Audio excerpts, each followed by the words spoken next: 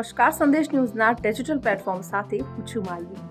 EPFO સિસ્ટમમાં ઘણા updates આવ્યા છે. નવી અપડેટ પણ સામે આવી છે. નવી અપડેટ એવી છે કે સભ્યો કોઈપણ દસ્તાવેજો સબમિટ કર્યા વિના જ તેમની પર્સનલ ઇન્ફોર્મેશન ઇઝીલી એડિટ કરી શકે છે, જેમાં તેમનું નામ, જન્મ તારીખ, જાતિ, માતા પિતાનું નામ, લગ્નની સ્થિતિ, જીવનસાથીના નામનો પણ સમાવેશ થાય છે. કર્મચારીઓ સરળતાથી ઈપીએફ પ્રોફાઇલ અપડેટ કરી શકે છે.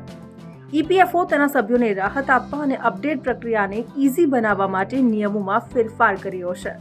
હવે કર્મચારીઓ સરળતાથી ઈપીએફ પ્રોફાઇલ અપડેટ કરી શકશે. આ માટે કોઈપણ પ્રકારના દસ્તાવેજની જરૂર નહીં પડે.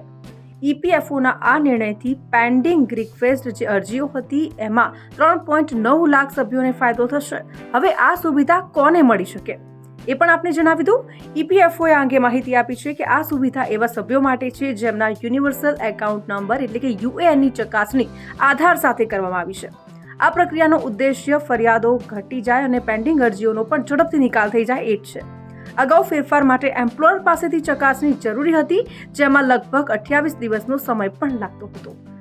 આધાર અને પેન પણ લિંક હોવું જરૂરી છે. હવે લગભગ 45% વિનંતીઓ સભ્ય દ્વારા સેલ્ફ એપ્રૂવ કરી શકાય છે. અન્ય 50% ઈપીએફઓની સંડોવણી વિના એમ્પ્લોયરની મંજૂરીથી જ પતાવટ કરી શકાય છે. જોકે આ માટે સભ્યોએ ખાતરી કરવી પડશે કે તેમના આધાર અને પેન ઈપીએફ ખાતા સાથે જોડાયેલા હોય, કારણ કે તે કોઈ પણ અપડેટ અથવા ઉપાડ માટે જરૂરી છે, ફરજિયાત છે. આ વિના રિક્વેસ્ટ પૂર્ણ કરવામાં લેટ થઈ શકે છે. હવે આખી પ્રક્રિયા શું છે?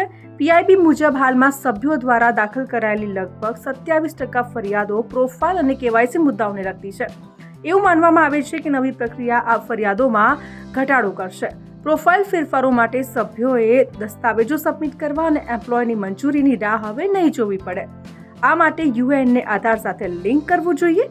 સભ્યોએ ઈપીએફઓ પોર્ટલ અથવા ઉમંગ એપમાં લોગિન કરીને અપડેટ્સ માટે રિક્વેસ્ટ કરવી પડશે. હવે કેવી રીતે અપડેટ કરવું એ પણ આપને જણાવી દઉં.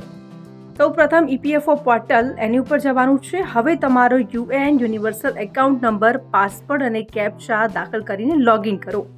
લોગિન કર્યા પછી ટોચ પર મેનેજ ટેબ પર ક્લિક કરો.